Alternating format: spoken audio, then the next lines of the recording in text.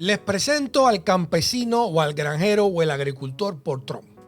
Votó por el Partido Republicano, por Donald Trump, por el gobierno mínimo, por cerrar las ayudas, por supuestamente ahora pues el mercado, el proteccionismo en el mercado, y tiene que vivir o está manteniéndose por respiración artificial de los handouts, o sea, de los pagos, de los subsidios que le paga el contribuyente de los Estados Unidos. Ahí lo vemos. Y hay que decir, y les voy a mostrar los datos, que probablemente nadie ha hecho más contra el bienestar económico de los granjeros de los Estados Unidos que Donald Trump. Pero esta gente tiene una identidad política contra las élites urbanas, no sé qué, y están viviendo prácticamente, o al menos fíjense, les voy a mostrar los datos, un 30% de todos los ingresos de la industria o de esta base rural que en su gran mayoría apoyó a Donald Trump, están viviendo de políticas que parecen más la China comunista en los tiempos de Mao o la Rusia soviética que los Estados Unidos de mercados abiertos y capitalismo fuerte. Están viviendo de los subsidios del gobierno en gran medida. Y ojo, yo no estoy en contra de eso, pero son ellos los que votan por un partido que ha estado recortando ayuda, quitando sellos de alimentos, quitando programas de Obamacare, subsidios al Obamacare para que la gente no pueda tener cuidados de salud. O sea, le han estado haciendo la vida difícil a la gente que lo necesita para comer y cuidarse en un médico. Sin embargo, a pesar de votar por todo eso, van y reciben estos golosos subsidios que provienen de las políticas socialistas del Partido Republicano o del movimiento MAGA o directamente de Donald Trump. Quiero regresar a este mapita que Donald Trump siempre nos sacaba en la cara, ¿no?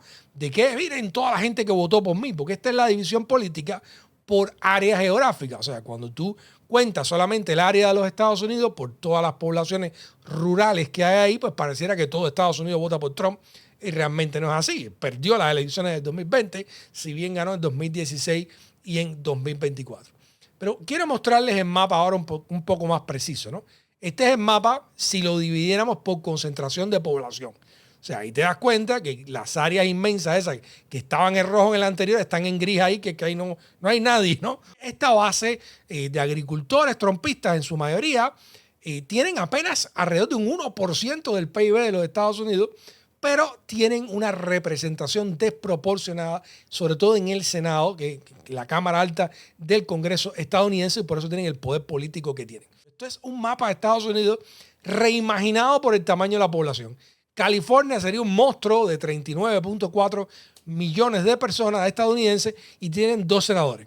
Pero un estado chiquitico, como ustedes ven ahí en Wyoming, que tiene 0.6 habitantes, pues también tiene 2 senadores en el Senado de los Estados Unidos. Y ahí esa gente mayormente rural, bueno, pues terminan apoyando a Donald Trump porque creen en todo esto contra las élites globales y el gobierno limitado para después ir y pedirle los inmensos handouts, ¿no? Los inmensos subsidios del gobierno.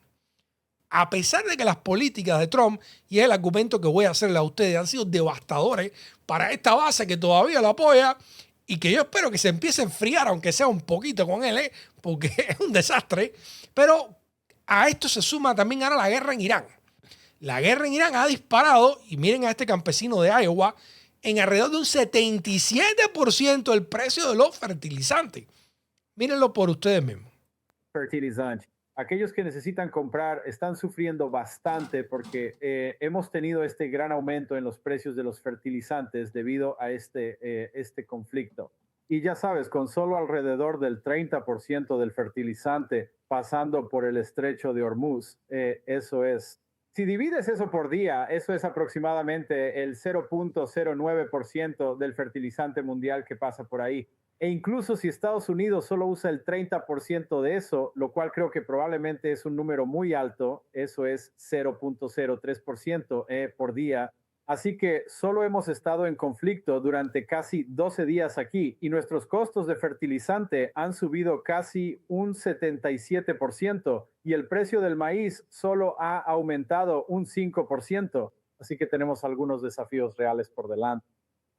Dice que tienen algunos desafíos reales por delante. El precio del maíz sube a un margen de un 5% y le suben los fertilizantes en un 77%. Pero el gran golpe de los granjeros en Estados Unidos de esta industria es cierto que no vino con Donald Trump, fue antecedido a Donald Trump. Fue en el año 2014. Habían tenido un periodo de bonanza. Pero esto responde a cuestiones elementales del mercado. China empieza a crecer aceleradamente y empieza a requerir de este tipo de productos como la soya, etcétera, que producen los granjeros estadounidenses. Y por esos años anteriores a 2014 hubo una inmensa bonanza, los precios estaban altos, la demanda estaba alta y los campesinos estadounidenses tenían el mercado chino y otros mercados del mundo también. ¿Qué sucede? Cuando los precios estaban altos, empiezan a concurrir otros comerciantes a participar. O sea, Brasil y otros países dicen, yo también quiero meterme en la fiesta. Empiezan a producir granos como la soya. Y por lo tanto, cuando tú combinas estas dos cosas, una desaceleración con un incremento en la oferta de mercado de otros competidores nacionales, pues los precios de los productos en general empiezan a bajar. Esto es normal en el capitalismo. Esto es lo que pasa en un mercado. Se está pagando alto por un producto, va más gente a ofrecer ese producto, al concurrir más gente, bajan los precios, pero si además el cliente tuyo empieza a tener menos demanda porque económicamente está desacelerando, pues para todo el mundo esto es malo, o sea, se afectan. Y los campesinos estadounidenses comenzaron a ver un descenso significativo en los precios y en sus ingresos. Pero después vino el primer término de Donald Trump y lanzó su guerra comercial con China y tuvo que empezar con estos primeros subsidios a los granjeros que perdieron el mercado chino por las medidas, las contramedidas que hizo China, que puso aranceles a los productos estadounidenses, por lo tanto eran más caros y los consumidores chinos, las importadoras chinas dijeron, pues me voy con los brasileños, que no tengo que pagar el arancel que me está poniendo mi gobierno en China. Y toda esta gente entonces vieron un golpe todavía más duro porque si el descenso de los precios y la competencia que había los había puesto en una situación difícil, ahora que además los grandes mercados que tenían como China les pongan aranceles, les dio un toque de gracia.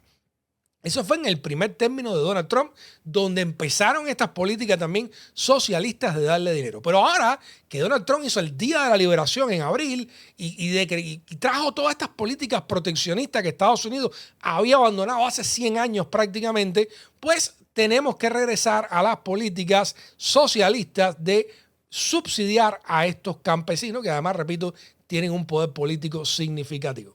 Y bueno, aquí se trae un paquete de 12,000 millones de dólares que favorece el arroz y el algodón. Los productores de soya advierten sobre la tensión. Se estaban embarcando porque de nuevo aranceles de Trump, de nuevo medidas de retaliación o de venganza o de respuesta o de reacción de los mercados de los productores estadounidenses y nuevamente tiene el contribuyente que ir y socialistamente pues mantener a esta gente que votan para que no haya ayuda para el resto de nosotros, ¿no? Vamos a tenerlo ahí siempre presente.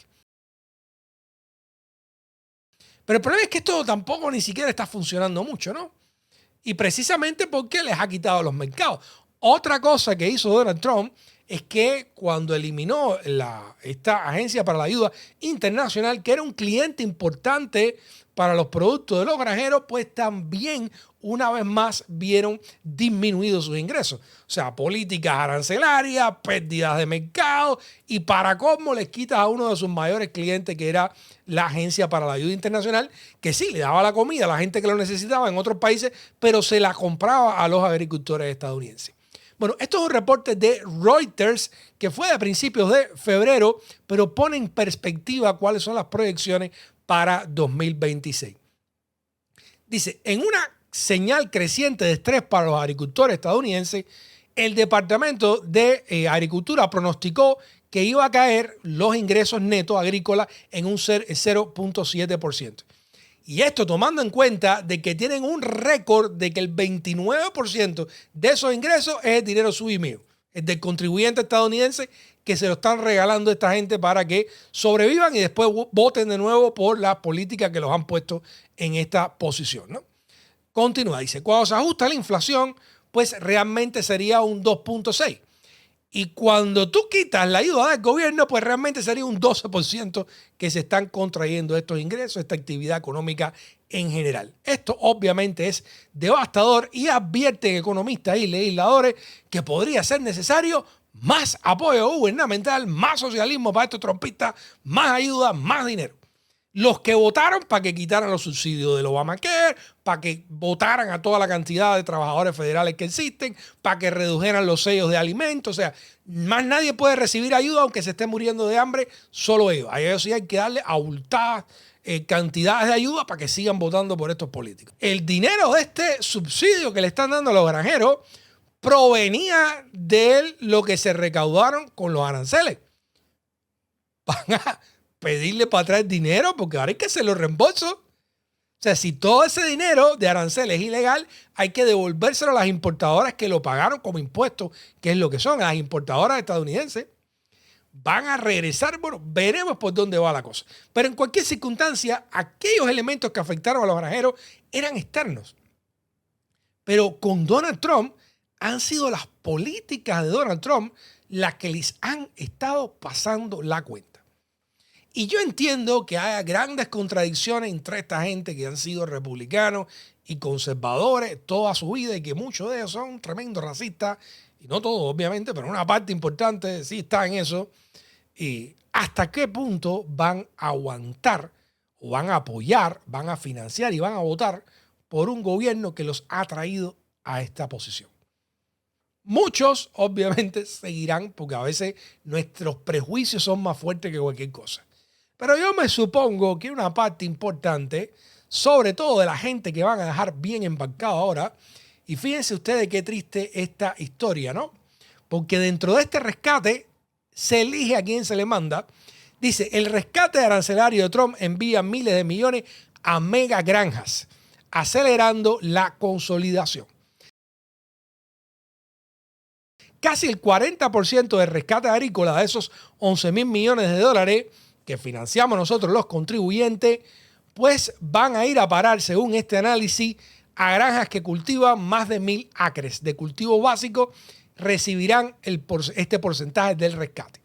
O sea, que realmente la gente más pequeña, los pequeños granjeros, las granjas familiares, la gente que probablemente más votó por Trump, van a ser los que menos reciban de este subsidio, de esta política socialista para mantenerlos por respiración artificial debido a lo que ha reconocido la propia administración Trump, lo que son sus políticas. ¿Hasta cuándo van a aguantar esta gente? Yo me pregunto. Lo que supongo que es posible que pase, porque no es que no sean demócratas, pero cuando las cosas están tan malas y cuando la base está sufriendo tanto, la gente tiende a quedarse en su casa. Se desmotiva, se desentusiasma, dice, no, demócrata nunca, progresista nunca, socialista nunca, aunque coja el dinero de subsidio por tubería, pero no va a votar. No va a votar por los republicanos, no se toma el trabajo de ir y poner su voto porque está molesto. Y es la forma en que expresan esta incomodidad. Y dado estos datos, a mí no me sorprendería que ya no se trata del apoyo y del creciente respaldo que están teniendo los demócratas por todos lados, según lo que hemos estado viendo en las elecciones especiales durante 2025, incluso las regulares de noviembre y durante este 2026. Pero si toda esta gente, obstinado de estas políticas que lo están devastando, se quedan en su casa o un % significativo, un 10%, un 15%, un 5% de esta gente se queda en su casa y eso puede representar toda la diferencia en las próximas elecciones de medio tiempo del 2026. Y hace toda la diferencia en la Cámara de Representantes, pero hace sobre todo toda la diferencia en el Senado, que según los números cada vez se ponen más apretados entre demócratas y republicanos. ¿Ustedes se imaginan un Congreso con demócratas controlando la Cámara Baja y la Cámara Alta del Senado? Ay, Trump, veremos tus mejores días. Bueno, muchísimas gracias. Yo soy Kenneth Roth. Esto es 23 y Flagler. Si les gusta nuestro contenido, regalen un like, suscríbase. Nos vemos bien pronto.